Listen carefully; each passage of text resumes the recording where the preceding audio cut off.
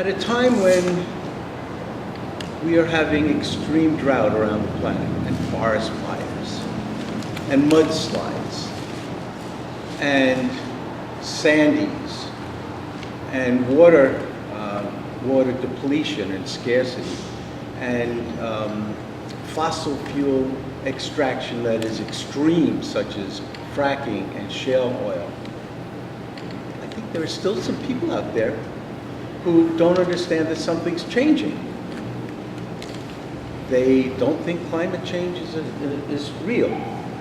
So I think Gary and Martha will tell us a little bit about how it is real, what we can do about it, and the purpose here today is to help us learn about climate change, but more importantly, or as importantly, to help us gather our strength to participate in the September 21st March on the UN for Climate Change. So Gary and Martha, you start first.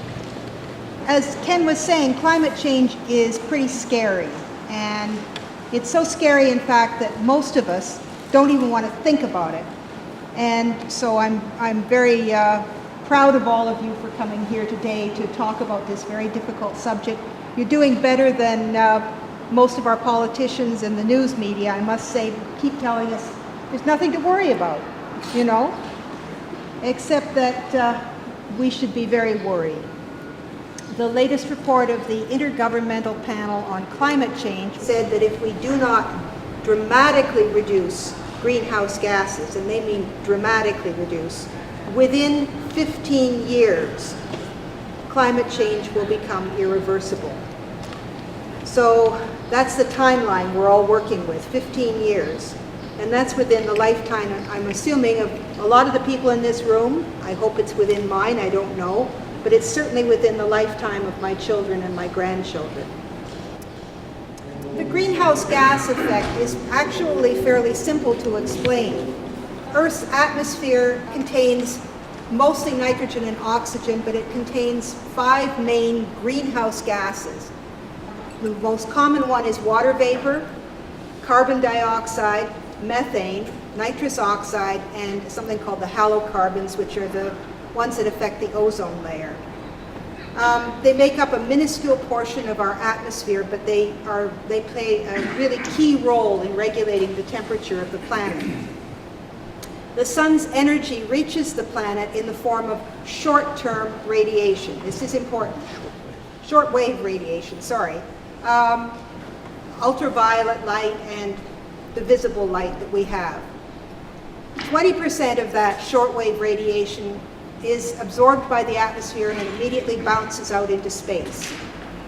Another 30% comes to the Earth's surface and hits the light parts of the Earth, snow, ice, and because of the albedo effect, it also bounces back out of the atmosphere into space.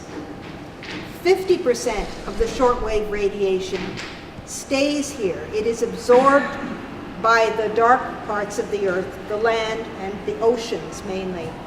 And those parts of the Earth then convert it into thermal energy. The thermal energy is re-emitted as long-wave radiation, and that's where the greenhouse gases come into play. Greenhouse gases filter shortwave radiation in and out, but they block long-wave radiation so the heat stays on our planet. So if we didn't have any greenhouse gases at all, we would be living on, we wouldn't be living, we would have a frozen rock in space. And if we had too much greenhouse gas, we have an inferno. So we need the balance. Now we mostly hear about CO2, carbon dioxide. It's the most long-lasting of the greenhouse gases. It has its greatest effect within about the first 200 years, but it really lasts for about several thousand years in the atmosphere. Nobody really knows for sure. It's the most potent in the long term. The other greenhouse gases can have a greater impact on the planet in the short term, and this is important for us. For example, methane, which is the main component of natural gas that everybody in the country is now being told is so green and clean, is a short-lived climate forcer. it has a global warming impact that is 86 times greater than CO2 within 20 years. So if you're working with a timeline of 15 years and you're talking about something that has a tremendous impact in the short term, it means that methane is something we really need to be concerned about. Okay, so modern humans have been on this planet for 200,000 years, which is a blip in terms of the timeline of the planet. And an even smaller blip is about 12,000 years, we started to develop agriculture. We started to build permanent settlements. We started to get major civilizations in the Middle East, in Asia, and Africa, and South America, and Mexico. And during this whole period, which is called the Holocene period, CO2 levels were about 270 parts per million. 270 when we began. All of this changed with the Industrial Revolution, which is we date from about 1750. Since that time, we have been pumping carbon into the atmosphere at an astronomical rate. First coal, then oil, and now natural gas. We're just pouring it into the atmosphere as fast as we can dig it up. Some of you may know the name of James Hansen. He's one of the world's leading climatologists. And in 2008, he issued this warning. If humanity wishes to preserve a planet similar to that on which civilization developed, CO2 will need to be reduced from its current 385 parts per million to 350 parts per million. That was 6 years ago, 385 parts per million. In April of this year, we passed 400 parts per million. So we haven't been listening. We have now left the Holocene and we have entered a new geological age, which the scientists call the Anthropocene. It's the age of man-made climate change. Now, climate change changes everything. It will affect how we get our water, how much water we have.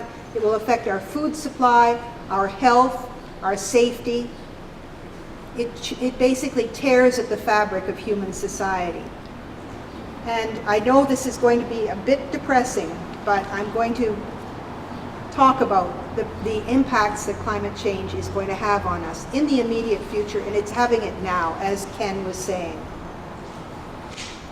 A warming planet means melting glaciers and polar sea ice. Sea levels are now rising at about the rate of 1/8 of an inch a year. In May of this year, the scientists confirmed that the Western Antarctic ice sheet was collapsing. We're looking at a possible sea rise now, not of 8 inches as was predicted about 6 years ago, but more like 6 feet, and it could go even higher than that. This is a huge increase. There are 1 billion people living in the low-lying coastal regions of this planet. About another 2 billion live within about 40 miles of the coast. Rising oceans and bigger storm surges kill off the coastal mangroves, the wetlands that protect us from storm surge. And the land erodes. Eventually, the land is lost permanently to the sea. Indonesia, which is one of the most populous countries in the world, could lose 10% of its land by mid-century. Bangladesh, which has 156 million people, will be underwater. 11 island nations, over 1 million people, are on the brink of disappearing right now. They're moving, some of them are moving to New Zealand, they're looking for new places to be. Now, when an island disappears, we lose a particular ecosystem. When an island nation disappears, there are geopolitical consequences. Where do those people go? What is their citizenship? Do they still have a seat in the UN? And who owns their former fisheries and whatever resources that they have within their former territorial waters? Does that all go up for grabs? Do you just have contention over the territory that used to belong to Cataract? Sea levels along the Atlantic coast, where we live, are rising 3 or 4 times higher than they are over the global rate as a whole. Miami tops the list of U.S. cities most threatened by sea rise and superstorms. There are a number of cities along both coasts, but New Orleans and New York are up near the top of that list. Also Seattle, San Diego, Los Angeles, I could go on. If we get a sea rise of 6 feet or more, southern Florida, where my daughter lives, will likely be gone. Also large chunks of the Gulf Coast and the eastern seaboard. Now here's something that no one seems to be thinking about.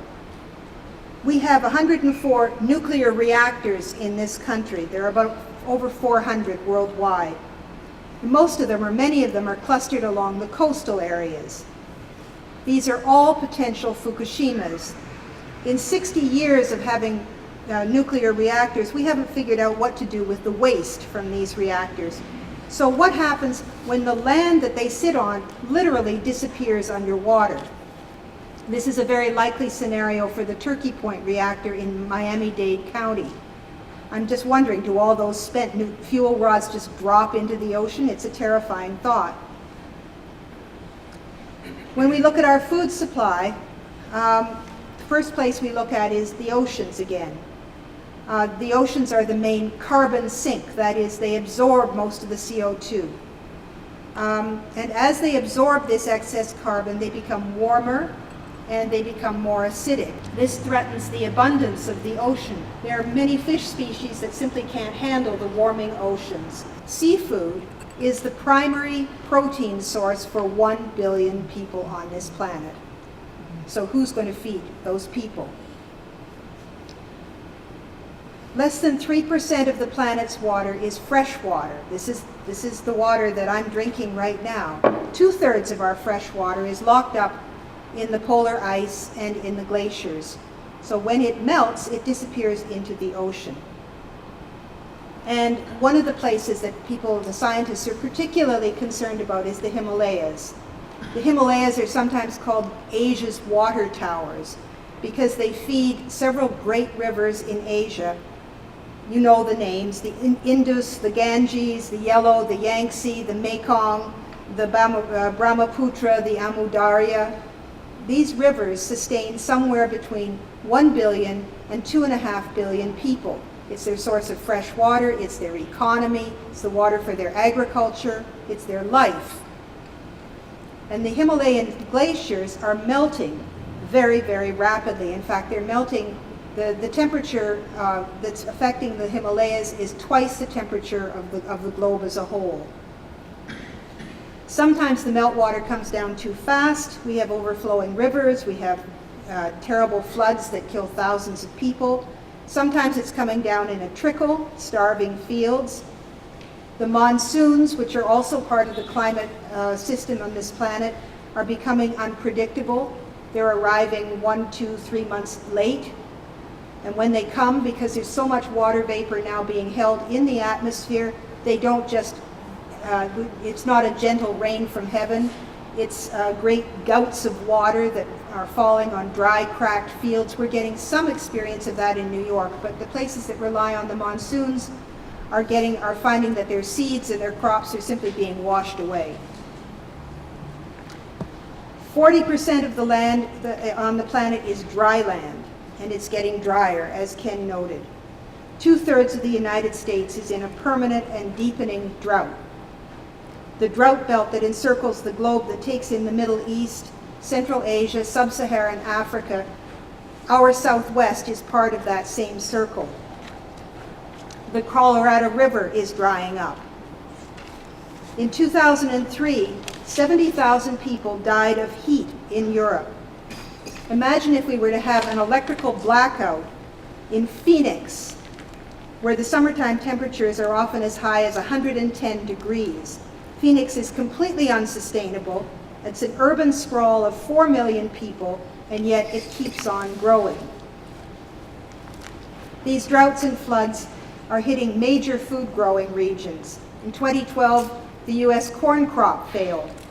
When that happens, cattle farmers can't afford the feed because the cost goes up. So does the cost of beef. Wheat growers in the UK got nothing but rain in 2012, so Britain went from being a wheat exporter to a wheat importer.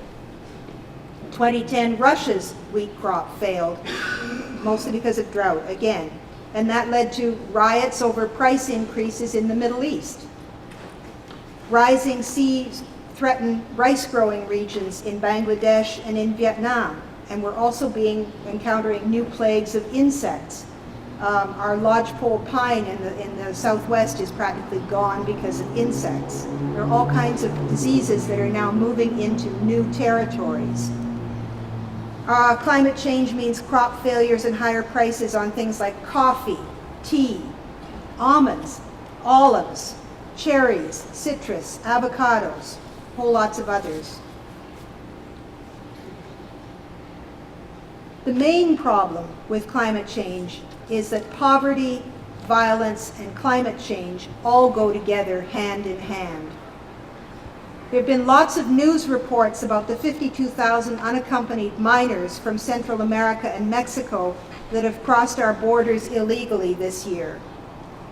And all these news reports cite poverty and violence in the cities, but none of the stories make the obvious link to climate change. Thousands of subsistence farmers in Honduras, Nicaragua, El Salvador, Mexico are experiencing a devastating drought. They're losing their land, they're losing their livelihood, they're getting food aid where they can from their governments, but there really isn't enough support for them. In India, hundreds of thousands of desperate farmers are committing suicide. There's no help for them when their crops fail. Herders in Africa are taking their animals farther and farther afield and finding that they're bumping into other people's territories. This causes clashes. And clashes are starting to break out at the national level over water rights between India and Pakistan, because India sits on Kashmir, which is a very contested territory, and Kashmir is the source of all of Pakistan's water. Also between China and India. All three of these countries are nuclear powers, and water is something we can't live without for very long. There are water and conflicts that are endemic in the Middle East as well, and in North Africa. And here at home, we see tensions between farmers and thirsty cities. I remember last year reading about the water auctions in Colorado. The farmers were up against the frackers for scarce water supplies, and needless to say, the frackers had more money than the farmers, so guess who won in the auctions?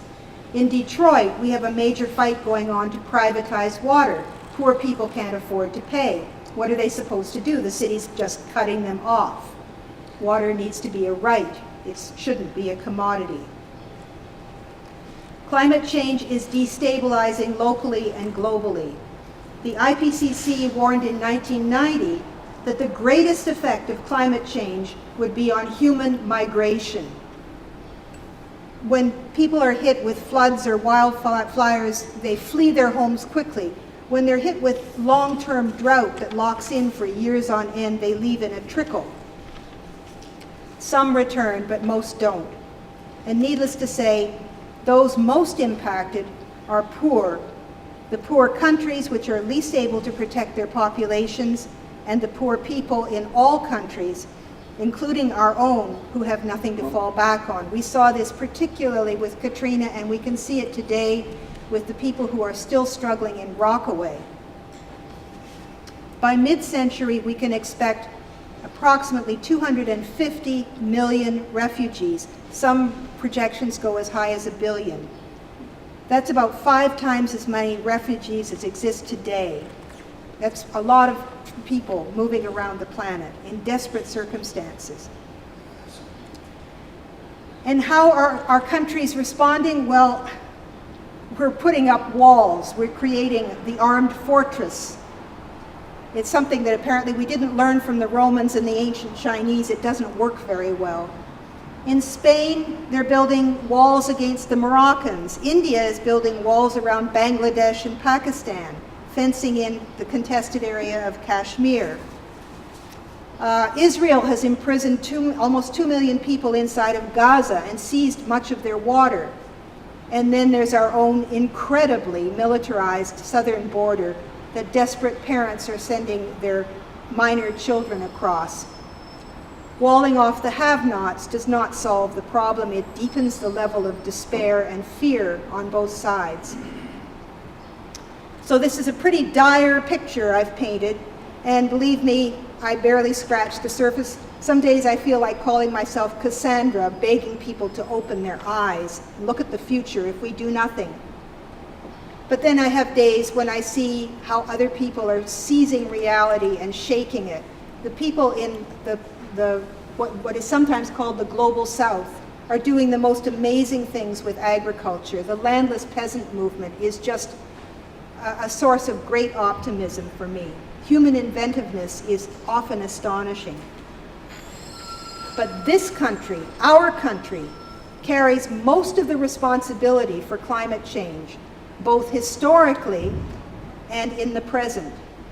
And it is the one country that really has the greatest capacity to turn things around. There is still time for us to do this, but we can't count on the politicians. We have to look to the people. It's the only chance we have, and we have to wake up and take responsibility for this crisis ourselves. We've got to shake people up at the top.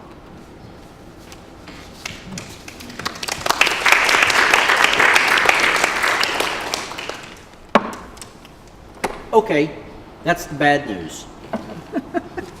Things are bad, they're getting worse, and we have a limited amount of time in which to deal with it. The good news is there's some meaningful things that we can and should be doing, but we need to be smart about choosing our actions. The first thing we need to understand is the relationship between short-term solutions and long-term solutions. These are sometimes called adaptation and mitigation. A couple of examples of short-term solutions are halting real estate development in known wildfire zones, or installing floodgates that prevent subway tunnels from being submerged during hurricanes. This type of solution only deals with the immediate consequences of climate change. One should be skeptical of those who only talk about short-term solutions.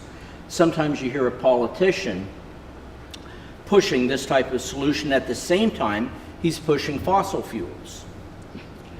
It's as if he were on a runaway train. With one hand he's pulling the emergency brake and the other's on the throttle at full speed.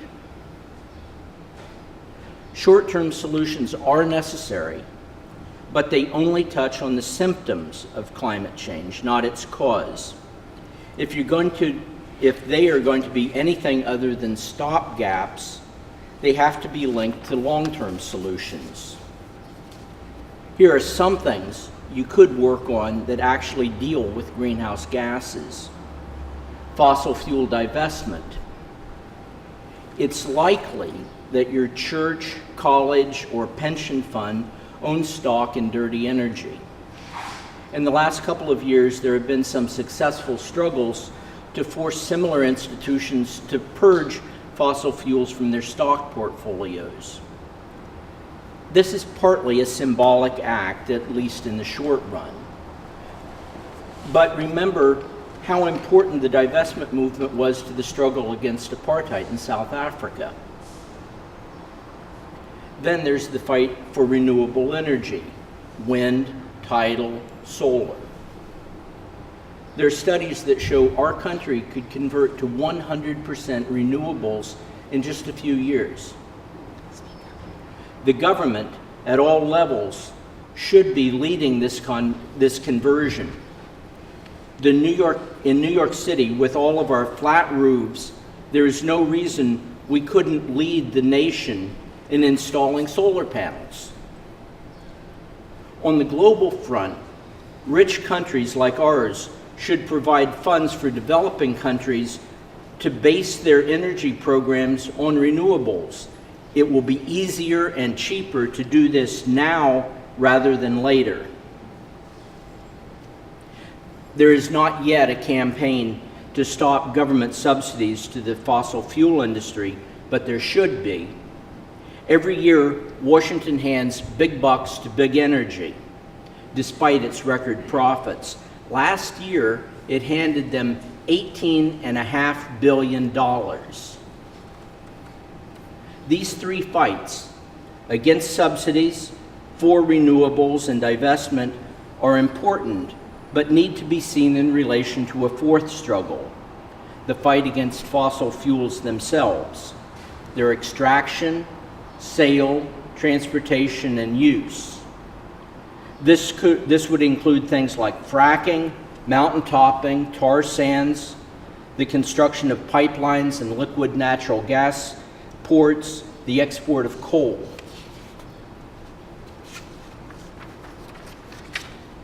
And while you're participating in these struggles, it's important to understand that each of them has a larger context.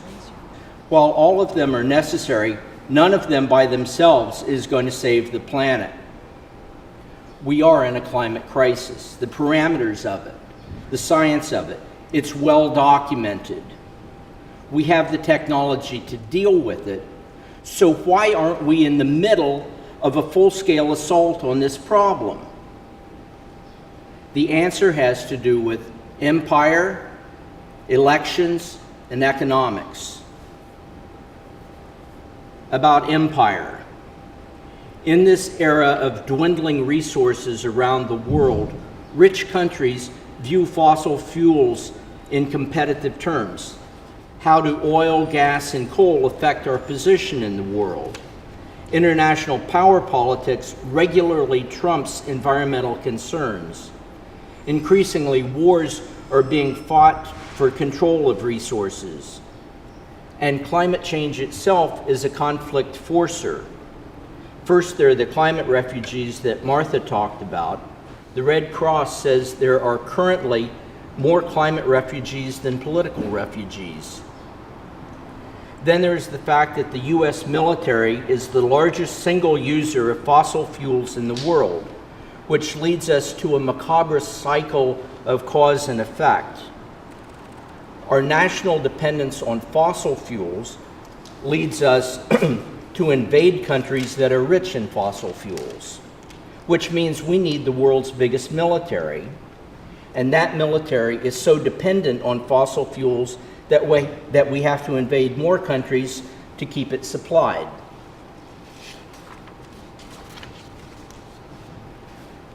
In Brooklyn for Peace, we feel that peace activists need to become environmentalists, and environmentalists need to become peace activists. They need to do this not simply because they see in each other much needed allies, but because war and climate crisis are so intertwined that neither can be solved unless both of them are solved. Then, about elections. For politicians, climate change, like everything else, is mostly seen in terms of how it affects their electability. Big energy gives generously to those it likes and to the opponents of those it doesn't like. And for too many voters, climate change is a little abstract to have much influence on how they cast their ballots.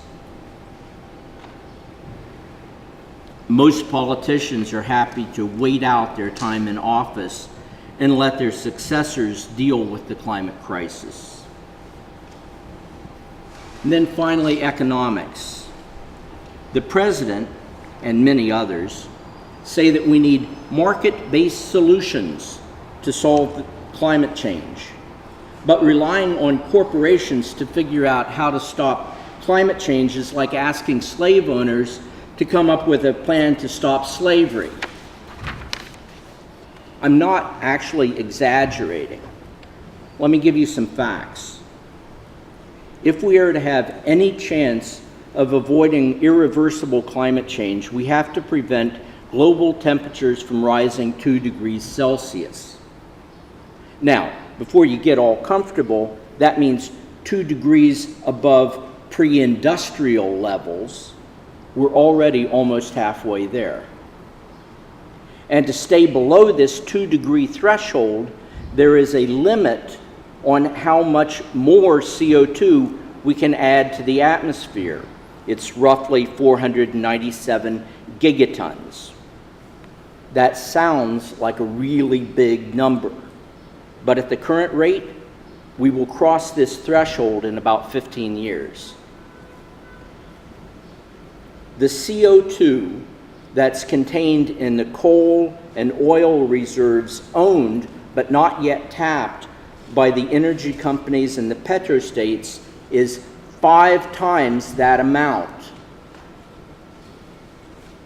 It would cost big energy $28 trillion to leave those fossil fuels in the ground.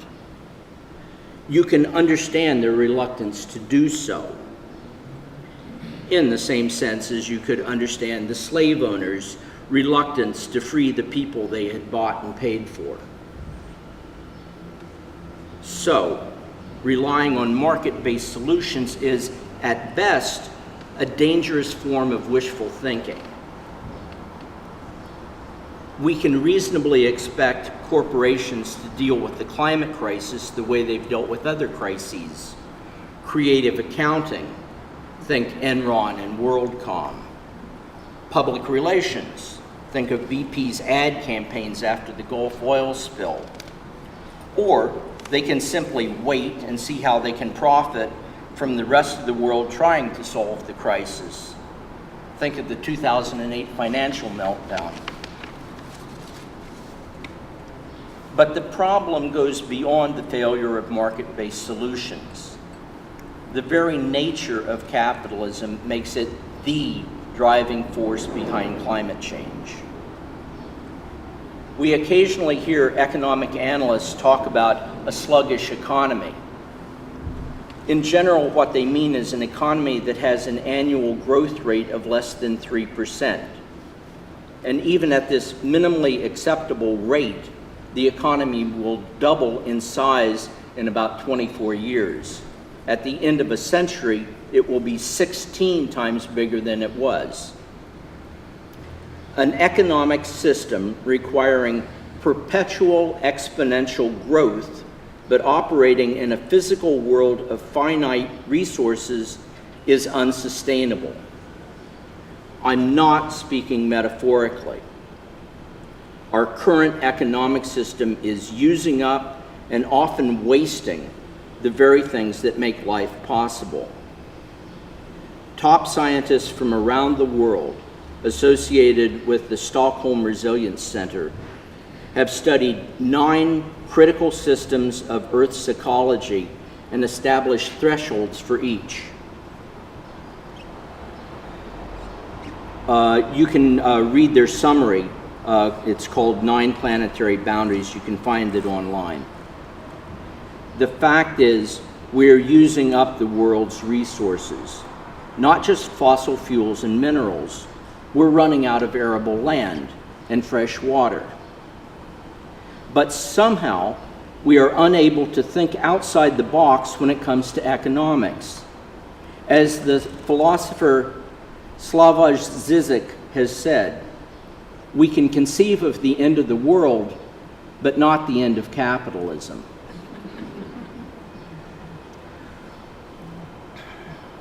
One last thought here, and maybe the most important. What we need is an environmental movement on the scale of the civil rights movement. We need that kind of energy, creativity, and fearlessness.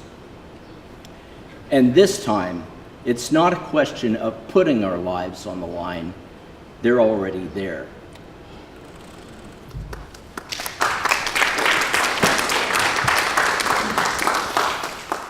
I don't know if this will add anything to the discussion, but it might be useful to explain how this climate change thing works and the mechanics of what's going on. Our planet is 4.5 billion years old, and it wasn't always like this. Up to its 4 billionth birthday, there wasn't this kind of life on the planet. We did not have an oxygen atmosphere. Maybe it was 500, maybe 600 million years ago. there was an event called the Great Oxygenation Event. You can look that up when you get home, the Great Oxygenation Event.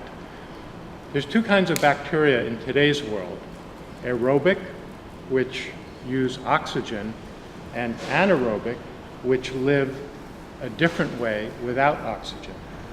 The original life on this planet, well, first of all, there was no life on this planet, and there wasn't an oxygen atmosphere.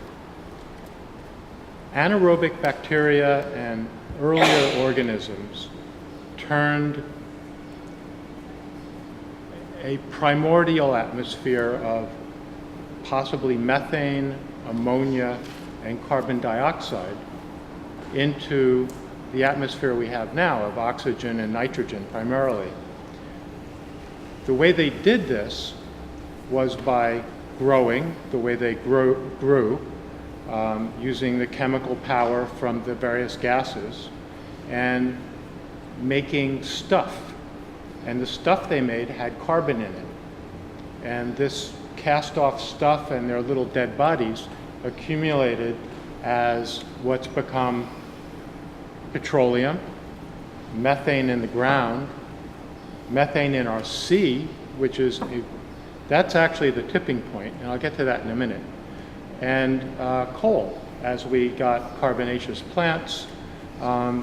Nature took a couple 100 million years to put all that extra carbon out of our atmosphere, which was probably originally like 700 degrees, like Venus is today, and sequestered all that carbon away and created this environment we have now where higher levels of life could thrive.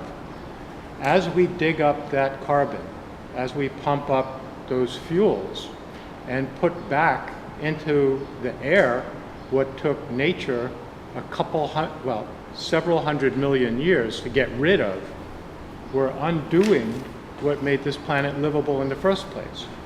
We won't live long enough to completely undo it, but we're ruining things. That methane that's in the sea right now, you don't think of methane as a soluble gas. And in a certain sense it isn't, but because there's so much seawater, 3/4 of our planet, and it's so deep, the methane created by sea life and algae and all that stuff has collected in the cold ocean water. One atom of methane combined with, I don't remember whether it's 10 or 20 or 30 atoms of water, is a solid, a stable structure, almost like a crystal, but it's very temperature sensitive. As the oceans get warmer, all that stuff's going to come up, and it's trillions of tons. Thank you. Could I just make an observation bouncing off Paul? I think his little science synopsis is terrific, and I think if you haven't seen it yet, rent from Netflix, Cosmos, with Neil deGrasse Tyson. It is fabulous, and he talks about all of these things in the most wonderful way, and he himself is very charismatic, and he has a lot of science there. It's a fabulous series. It's called Cosmos, and it's really worth looking at. Don't rent Cosmos, only rent the original Cosmos. Yes. Carl Sagan. And I Love want him to too. put a lot of hope in this room. Someone mentioned about 1992 being the start. That was when we went to the White House and begged and please consider what we need. But in the late 70s, and I was very much a part of it because we had a community garden on the Lower East Side, we had Earth Day. Every single teacher had children planting trees all over the place so that the kids could connect with why, and have some sort of like, it was a wonderful experience. And we can in fact generate that. I'm kind of a little bit old to do what I did then because I was in my 20s then, not now. But I believe that it is possible. And you talk about your grandchildren, and I almost cried. Yes, but your children have the power that their grandchildren not have it. It's the Indian or Native American concept of when you think seven generations back and 7 generations forward. And then you act. And I know it can happen because I saw it happen back in the 70s. Okay, yes. Yeah, I wanted to make a comment about the economic aspects. When you talk about the extraction of energy and pollution and carbon and whatnot,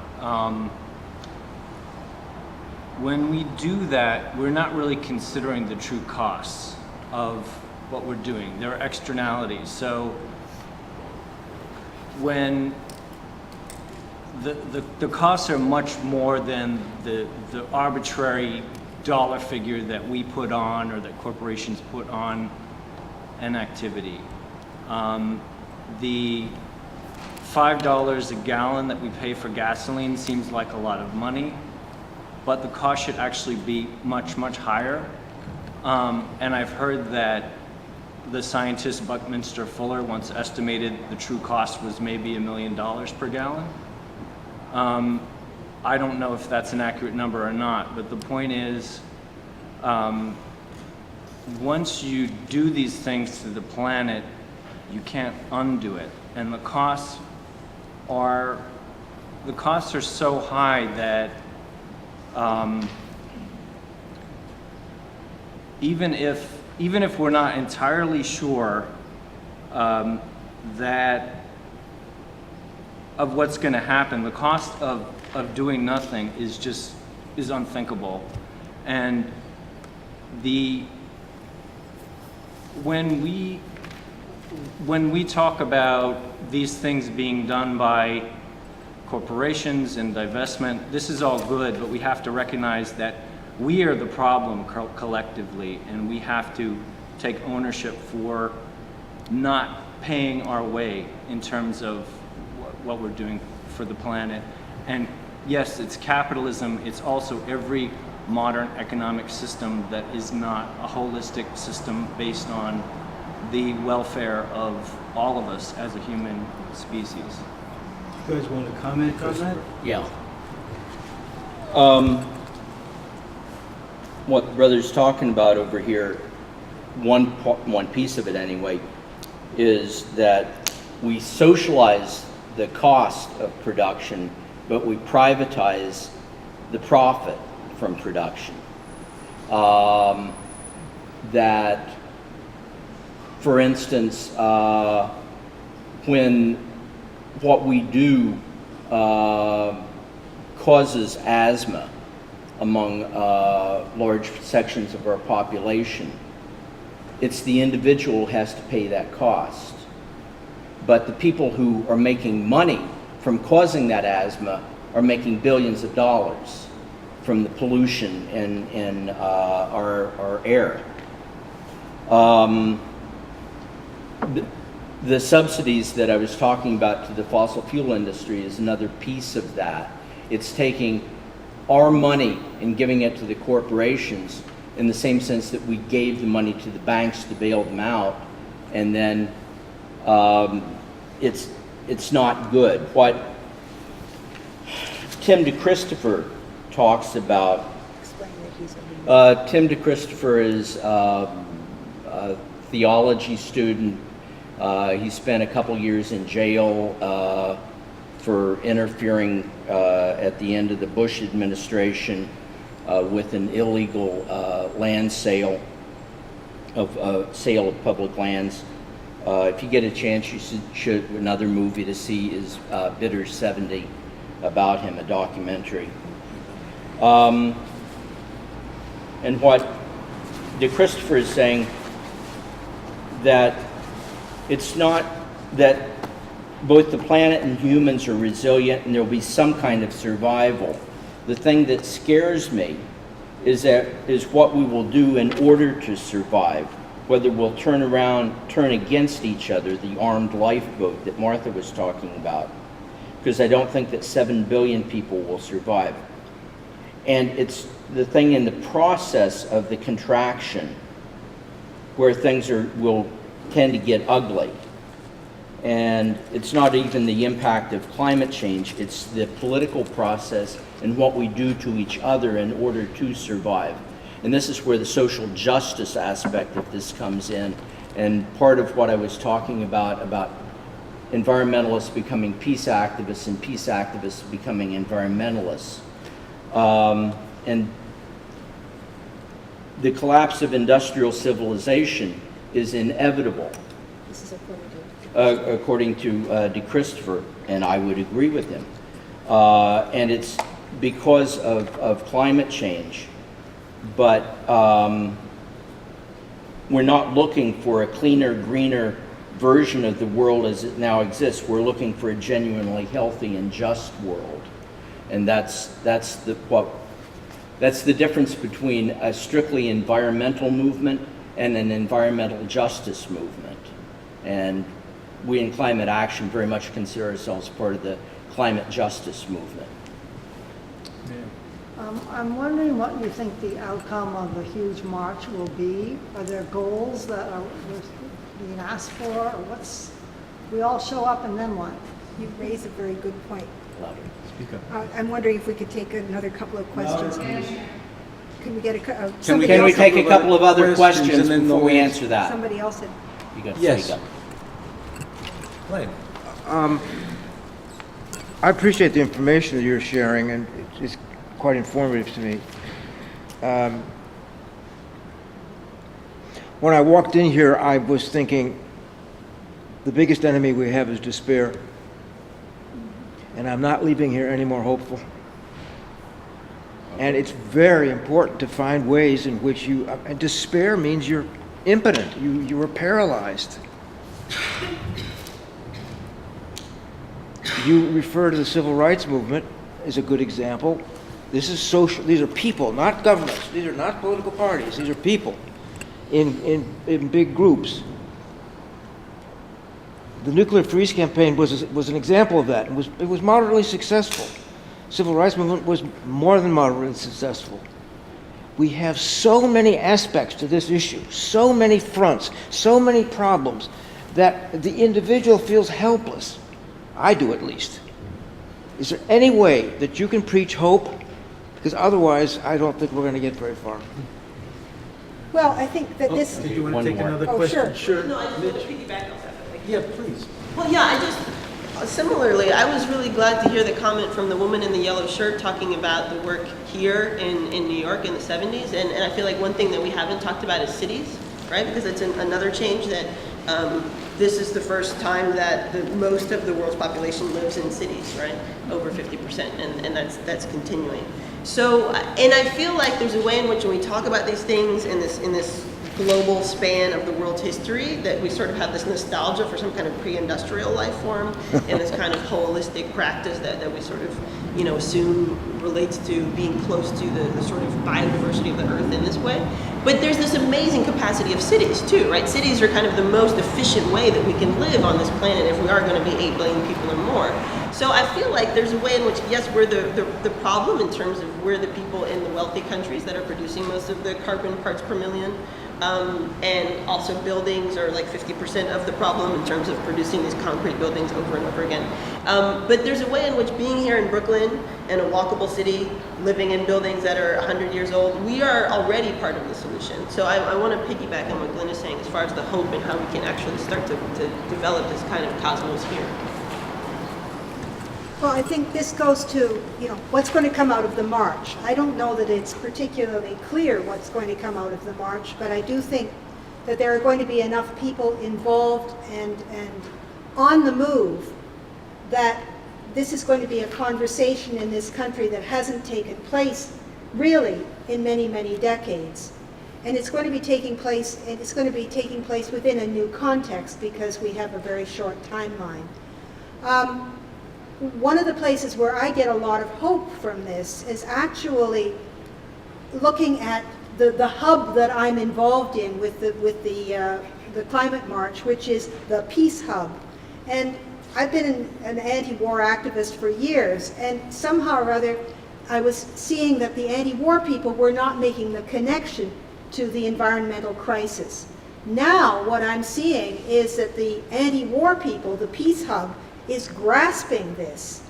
And it needs to be grasped because the US military is a huge piece of the problem. We are not going to solve this until we solve the problem of US imperialism. It's just not going to happen. So I think that there are conversations that are taking place building up to the march that are going to continue afterward. And on the question of the cities, I agree that concentrating people in some ways is much more ecological than spreading us out. But we have to figure out some way of providing food in an equitable way. We have to deal with the issue of concrete, which is a huge carbon emitter. And right now China is planning to build 23 new cities. Most of its emissions are in concrete. Although it's way ahead of us in renewables, and it has a much lower carbon footprint per capita than we do. They're using a lot of coal, but they're way, way ahead of us in renewable energy. They're spending, it's a poor country, China, and they're spending, I forget what the number is, $59 billion on renewables compared to $36 billion here. Don't quote me on those numbers because I'm pulling them out of the hat, but I know it was quite a disparity. The poor countries could really go to renewables much better if we helped them.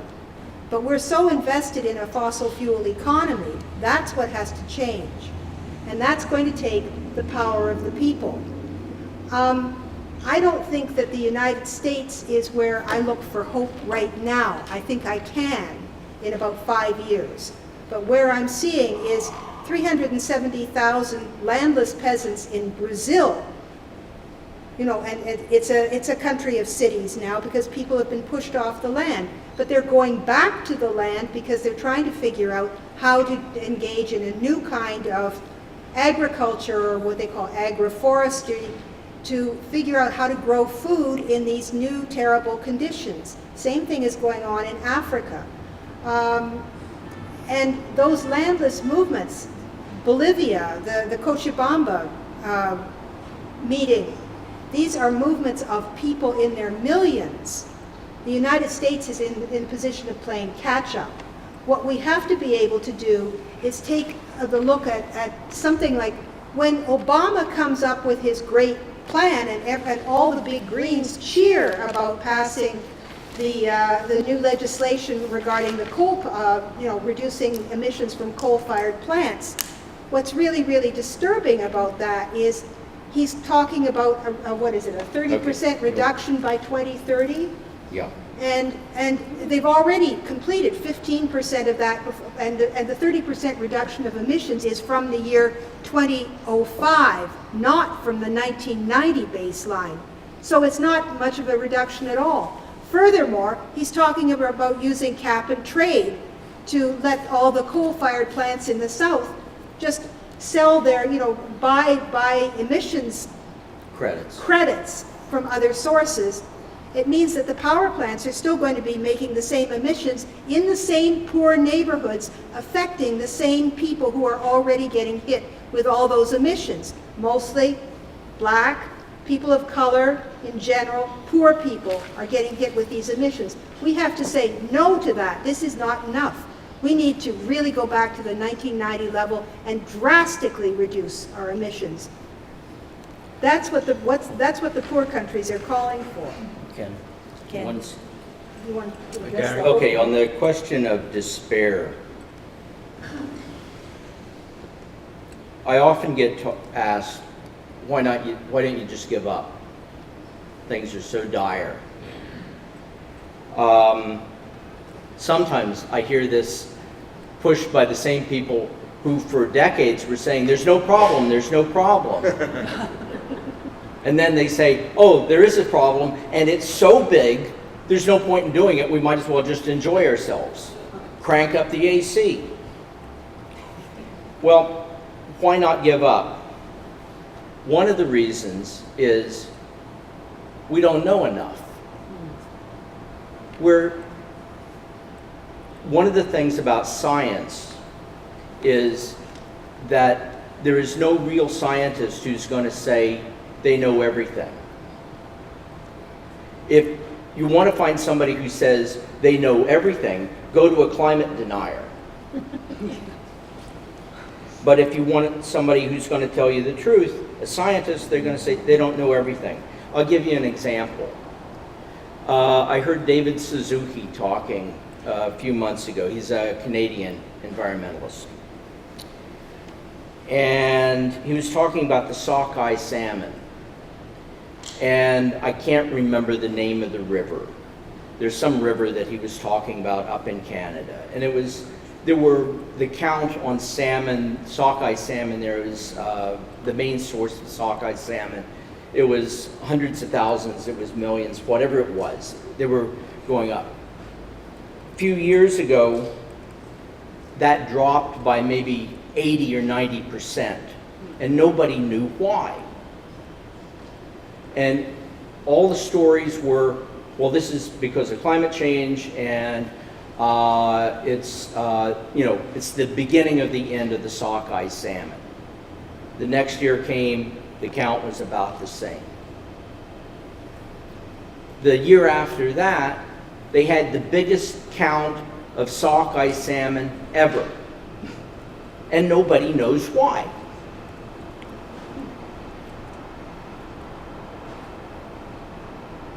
I think it's too soon to give up. I'm not willing to give up. And on a kind of philosophical level, we're all adults. We all understand we have a limited amount of time on this earth. And that's kind of like where religion and philosophy comes in and so forth. What do we make of that time that we have? We've always had a limited amount of time on this earth, each of us.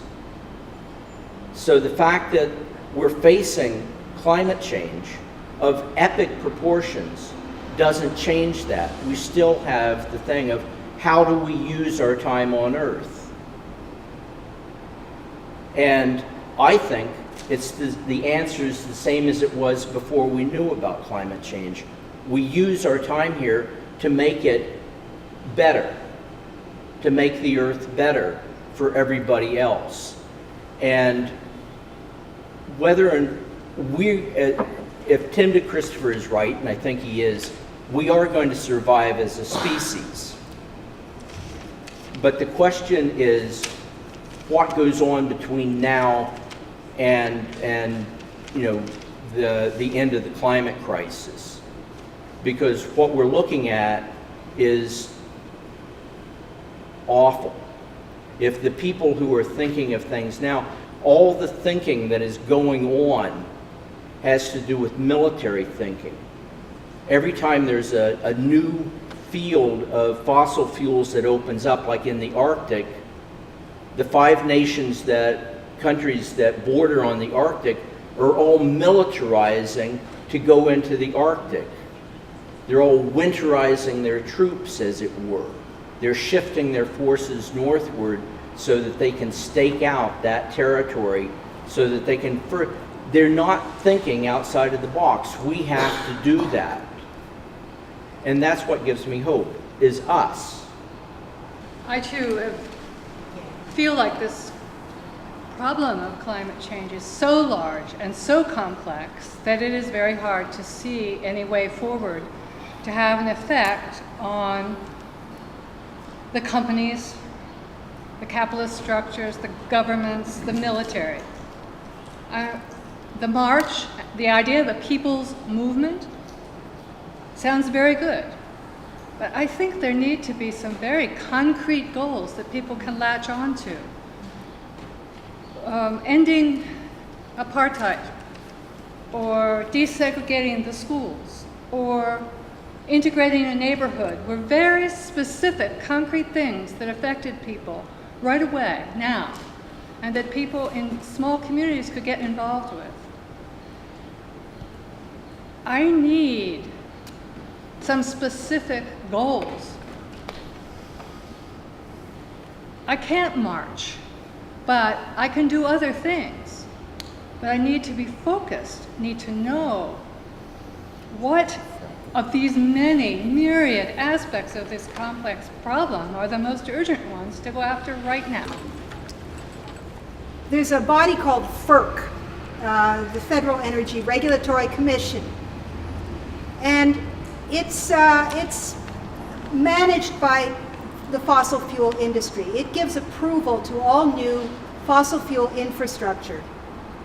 And it's been doing this for years. It's been quite happily saying, oh yes, yes, you can have your way, you can have your way. All the gas and oil companies come in and say, we need a new pipeline here, we need a new pipeline here, we want this, we want that. Well, what, about 2 years ago? It's only about 2 years that people started gathering and saying, what the heck is going on, you know? What is this FERC body that's allowing all of these pipelines to be built here in New York City, but all over the Northeast? And long story short, what with one thing and another, there has now been a movement that's been created against FERC. And for the first time ever, 2 people on this 5-person commission are saying, maybe we need to start thinking about climate change when we're considering the Spectra pipeline, the Rockaway pipeline, the LNG port out there on Long Island. Maybe we need to start shifting our thinking, because they're getting hundreds of thousands of comments from ordinary people. And so that's something that is very, very concrete. And these fights are going on all over the country, all over. Many of them are focused on fracking. Now we've got a major fight going against the LNG port out on Long Island. We lose a lot of them, but some of them we're starting to win. We're certainly starting to have an impact. The mountaintopping people have been going at this for years. Well, mountaintopping is now being banned. It's a little too late for 500 mountains in Appalachia, but it was the people that stopped that. The only reason we haven't got the tar sand, the Keystone XL pipeline, is because of hundreds of thousands of people around this country who have gone to DC, who have written letters, who have phoned, who have demonstrated in their own towns. And those people getting involved in the tar sands issue are educating themselves about the true impact of tar sands up in Canada. Things are being shaken up in Canada, which has the most right-wing prime minister. And I'm a Canadian, so I speak from the heart. This guy is a horror. But the Native community in Canada, the First Nations, who are a minuscule portion of the population, are leading the struggle. They call themselves Idle No More, and they are fighting these pipelines and the tar sands all over Canada. And this is just vibrant. It's absolutely amazing what's going on. It's exciting. And I do think we can get these kinds of fights going. On the question of the demands not being made by the march, that, unfortunately, I totally agree with you. Not something that we were in control of, but whoever were the groups that pulled together the march in the first place decided that this would be a no demand march, that it was just going to be open source. Everybody was going to make their own demands. I totally disagree with that. It's one of the reasons why Brooklyn for Peace is putting on a forum in less than 2 weeks' time, which I urge all of you to come to. We have 4 great speakers. One of the issues they're going to be addressing is what demands do we need to make of our world leaders, and particularly our own. And I hope that they would start by saying, we demand that the United States of America sign a binding global agreement to reduce greenhouse gas emissions in this country way, way, way below 1990 levels within the next 15 years. That's the kind of binding agreement we need. We also need serious help for the poor countries from the rich countries. So, Maureen, you were going to... Yeah, it's on this idea of message and the fact that the the march as a whole, it's been decided, will not have a message. But it seems like Quakers are coming from across the country and very much across the state, and that we're all going to be marching together. And we have a few weeks to think what our message would be that we would carry on a banner, on a very big banner in the street. And I think it could be a very specific message. I can't help but be struck by the fact that this morning we had two wonderful messages during worship from people who were going through what they considered incredible transitions in their personal lives. And they were, I've got to do this, I've got to do that, and I'm hearing a good bit of that in regard to this. We're not pausing to see if that is of God in all of us has some ideas that we're not entertaining. We need to pause long enough to look for solutions that might be outside of the box, as we've said. I was enlivened when you said us. Well, I guess that includes me. I've been working on answering our despair. Revolution by articulation, revolution, peaceful revolution. And that is in fact what we need. I've been wearing around town this baseball cap, let's replace our corrupt government. And people give me thumbs up that is an issue, that our government, what's another one there? Bribery rules. Bribery rules. Bribery rules. And we kid around, oh, that's lobbyists and all that. But in biblical terms, we have in the Bible described what happens when societies go bad. And they describe our situation pretty good. That judges are appointed on political terms already. And that is a thing the Bible has complained about. The reason I'm stepping forward is because I've made a huge scientific discovery. And it'll take a while to talk about it, and there's a couple of people who ask questions after me, but if you're in the mood, I will offer this bunch of claims. It amounts to a solar generator of political power.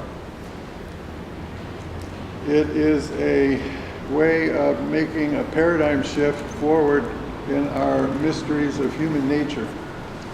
Something like the periodic table of the elements, offering what I would call a compass for the human domain, to give new hope for democracy, that people could actually manage to think together out loud, as opposed to individual leadership where all that goes on in one guy's head and it makes better sense than a group can work out. If you've been through your share of committee meetings, we have yet to learn how to think together.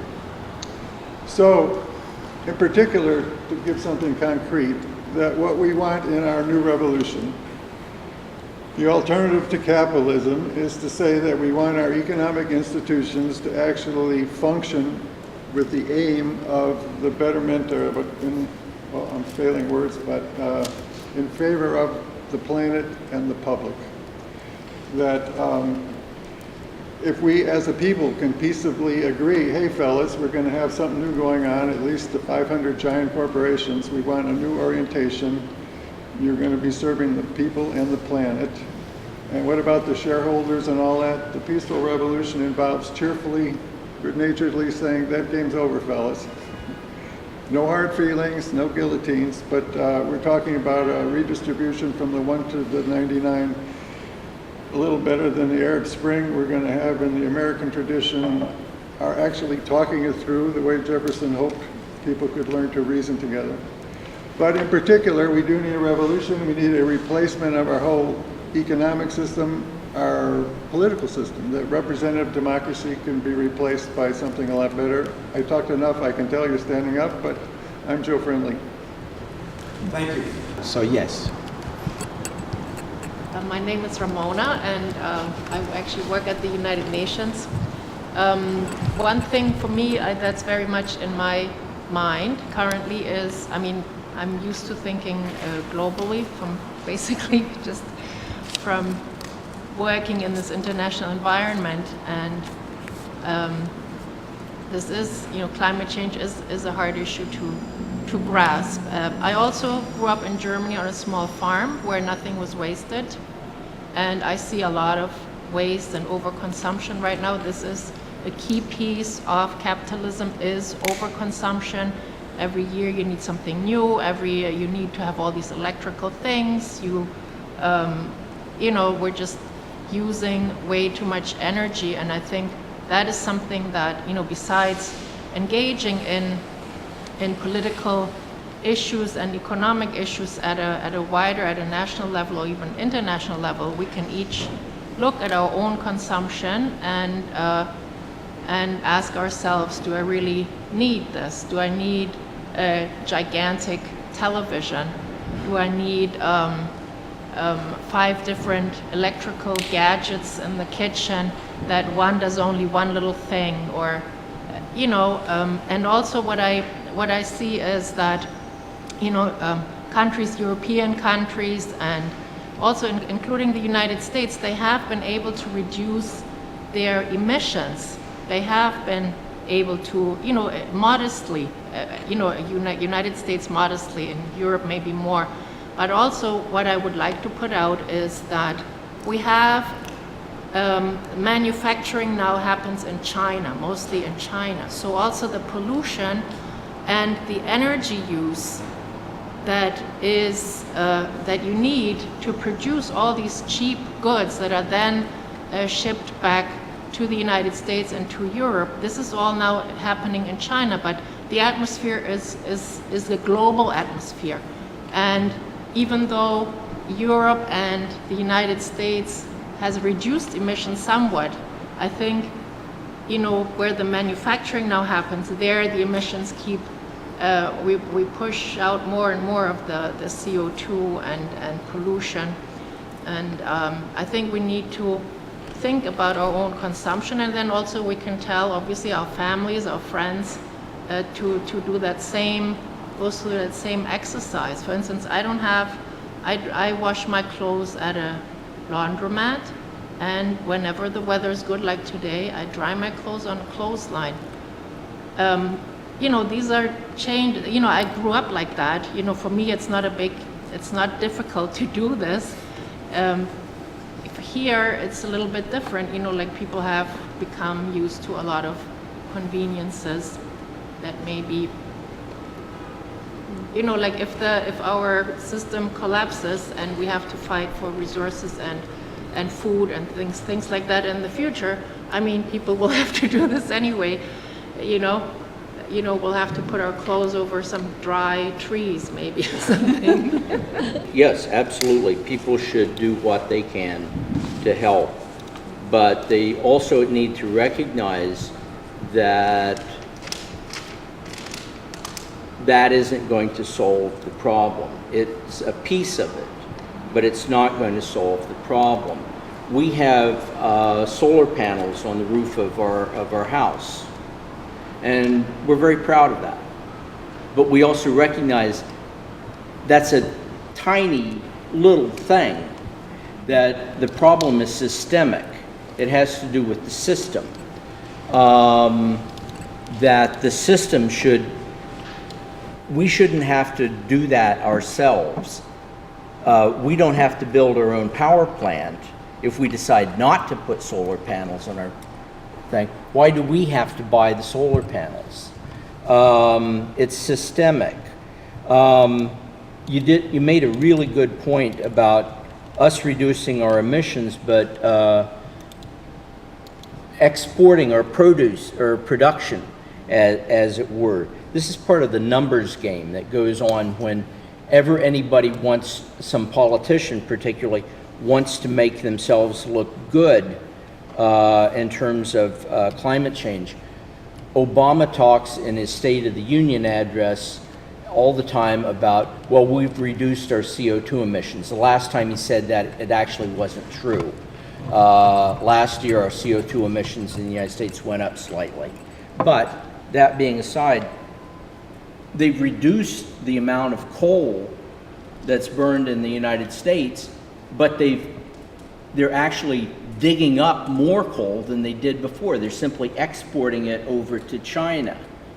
And it's not like the coal they burn over there is only going to go into their part of the atmosphere.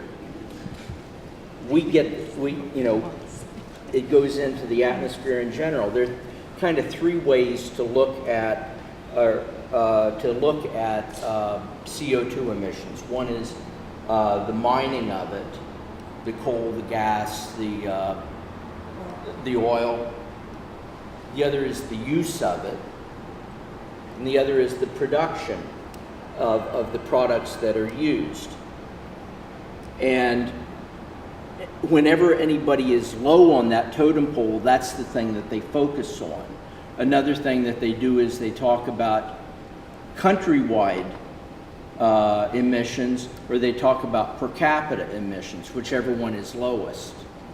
So if you look at at all the politician stuff, we're doing great. It's the other whoever it is, they're doing great. It's the other countries that are responsible for all the bad stuff. But that's not true. We need international binding agreements that call for and are enforceable to reduce greenhouse gas emissions from everybody. And that's what this UN conference that the march is in conjunction with is about. And in that sense, that should be the demand of the march, for a binding, enforceable agreement to reduce greenhouse gases globally. The last time they had a COP was in Warsaw, and it was so bad, it was so dominated by the rich countries and so dominated by the corporations that the developing countries, for the first time, got up and walked out of the conference. They said, "This is a farce." One of the problems, I'll finish in just a second, one of the last things I say is, one of the problems with the American environmental movement is that we're nation-centric. We need to see ourselves in global terms. Understand this as a global problem and ourselves as part of a global movement. I want to know, how do we go from this concern that we're all sitting here feeling and talking about to doing something that unifies and uses the Quaker reputation, whatever, you know, I mean, there's a lot of there are people coming from all over for this march. What are we going to do? And how do we get there? It's like, do we have a thrashing session? Do we have, I mean, I don't know the process. Do we propose something to the monthly meeting? Do we, you know, what is it that has to happen? 1, 2, 3, for us to get unified behind doing something about the Quaker investments, for one, the quarterly investments, or FERC, does FERC control this 5 times what we need of coal and oil? I mean, can we move on that? Is that something that, you know, that sounded interesting to me. Yeah. We've got 5 times the amount of coal and oil in the ground owned by corporations that are going to use it and not give a damn. And what are we going to do about it? Is FERC the answer? I don't know. But you probably do. Is that a way to move? And whatever it is, I don't know what it is, but how do we get together on it and mobilize that energy that is there and just sitting in each one of us?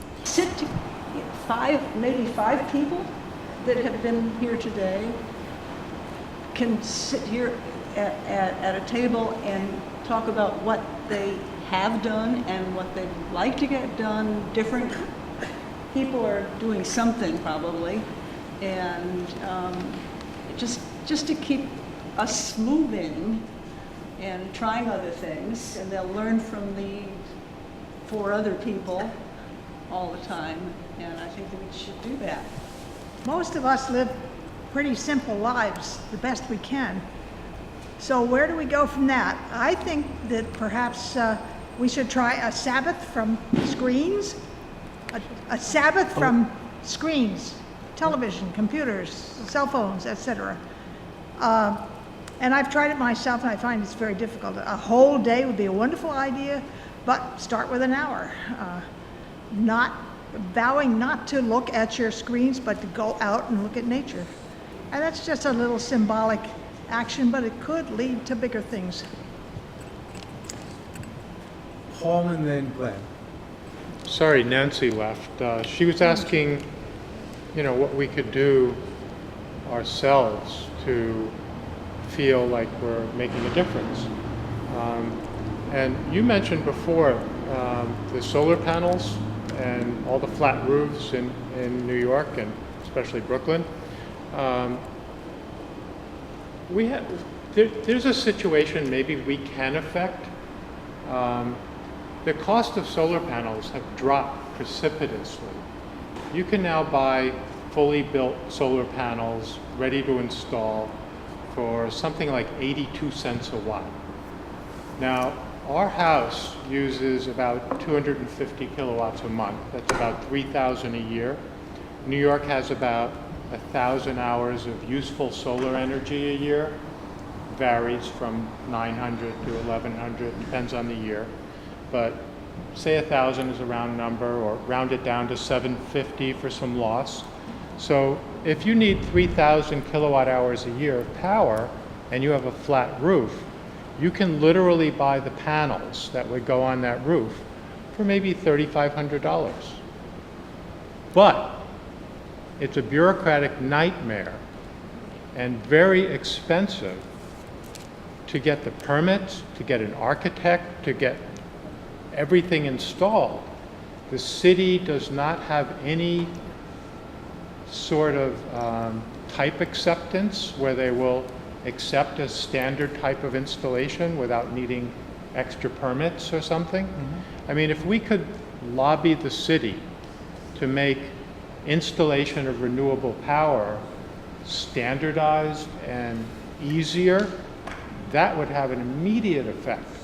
Instead of people having to pay $20,000 to put in $4,000 worth of electric panels, maybe we could get it down to $8,000.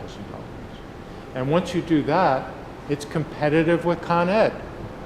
Look at your electric bills. You're paying about 25 cents a kilowatt hour between the delivery price, the origination price, and your monthly flat bill rate.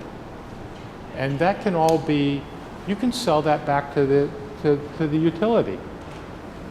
That would have an immediate effect, because any of the surge power that Con Ed provides is gas-fired power plants. They're the least, they're the least efficient. They're less efficient even than the coal-fired plants because they're small and they're only used part of the time. If we could reduce our electricity demand and put more power back into the grid, that has an immediate effect. If we could make it cheaper to install that stuff, small windmills on our roofs or solar panels, people would go for it. I mean, it's economically viable, except for the expenses of going through bureaucracy, architecture, engineers. There should be a standard installation that you could just buy out of the box and have anybody put up. Okay. Glenn? I was going to suggest what Paul had in mind. And also liquid natural gas port off of Jones Beach seems to me just the height of lunacy. It's just unbelievable. Does anybody know that's happening? What is that, Glenn? However, New York Quarterly Meeting is the richest quarterly meeting anywhere in the world. By far. Has how the endowment been used in terms of whether or not we invest in fossil fuel, has that been studied? Secondly, is the roof here possible for solar energy? Now the bad news. One of the real pushes in this whole problem in the world is overpopulation. And we are living with a medical community that thinks that saving lives is the most important thing. Now, I know it's a bad message, doesn't go down very well, but I think population is a big problem. Gary? Yeah. Okay. No, he wants to answer the question. Molly wants to answer it too. Well, Okay, yes. I'm sure there's more than one answer. Well, Molly has a I specific... just wanted to respond to one aspect of the question here, which is, well, how is the quarterly meeting doing in terms of investments in relation to fossil fuels? And I have put in the newsletter in the past an account of this, and we have another report from Friends Fiduciary that's going into the newsletter next. New York Quarter is the most influential participant in Friends Fiduciary, which does investments for Quaker meetings all over the New York State. And we have pushed for a number of changes in our investments and in the way Friends Fiduciary does its investments along the lines of reducing our investment in fossil fuels. So that information will be available to you. Yeah, Gary? Okay, really briefly, in terms of population, there will come a point at which, in which the numbers of people on the planet may be a problem. The problem right now is not the numbers of people. The problem is the consumption of resources. And looking at things simply in terms of the numbers of people, the population is a wrong way of looking at it. The population of India is it's 1.36. it's over 1 billion people.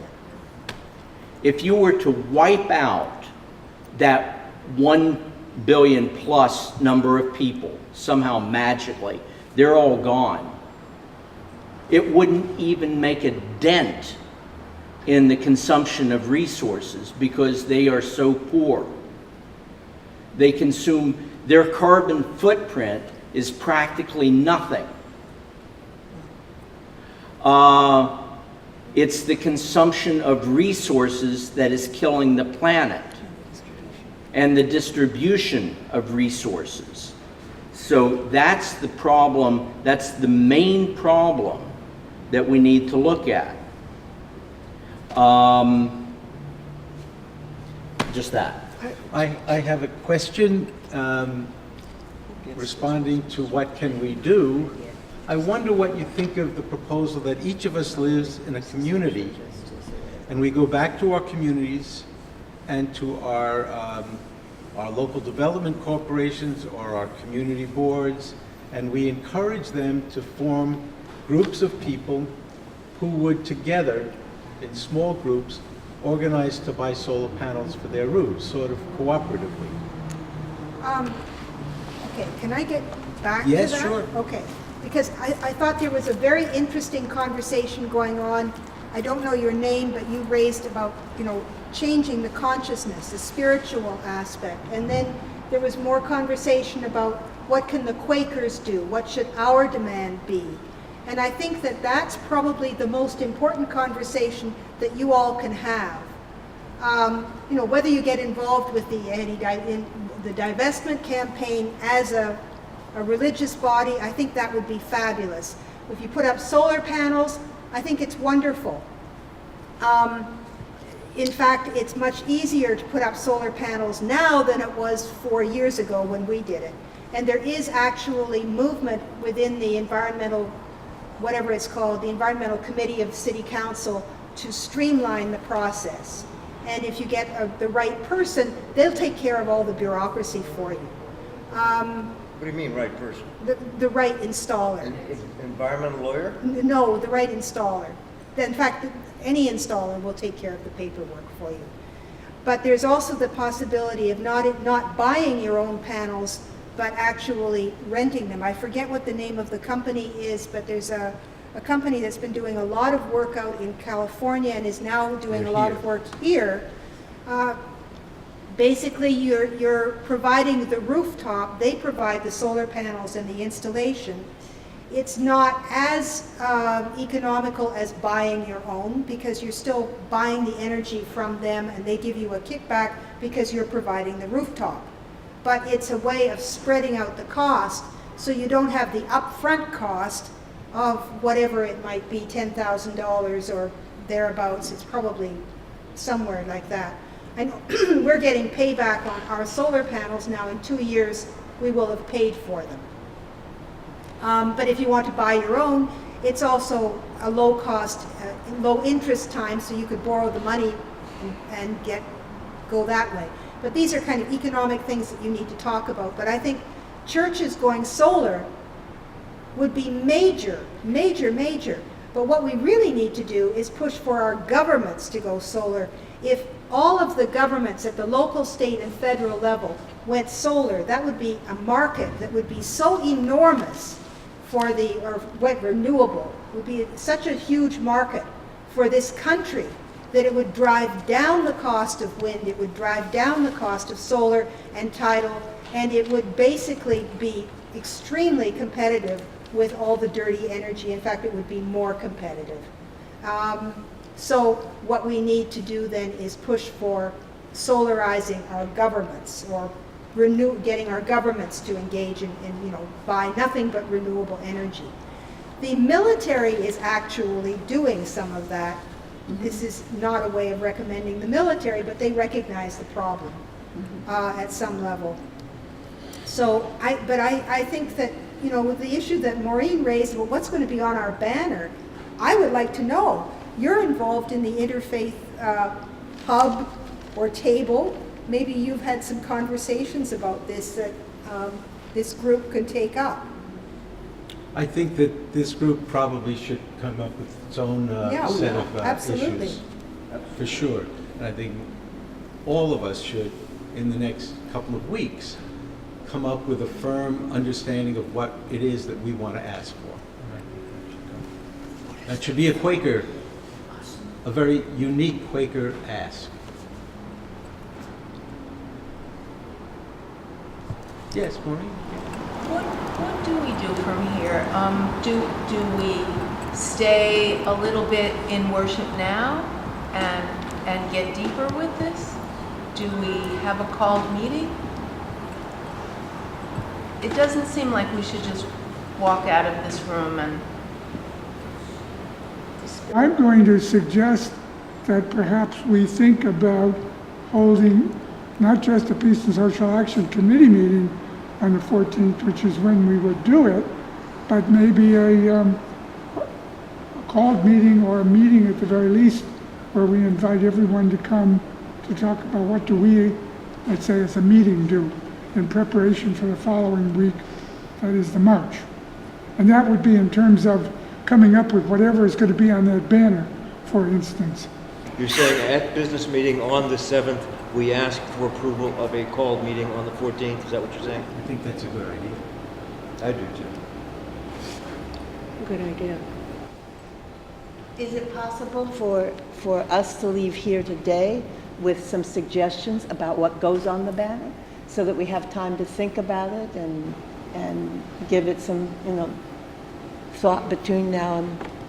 I guess I wanted to ask either Amy or Maureen your thoughts about it. It's not in words yet, but one thing that I really feel is how much our own country is the cause of so much of this.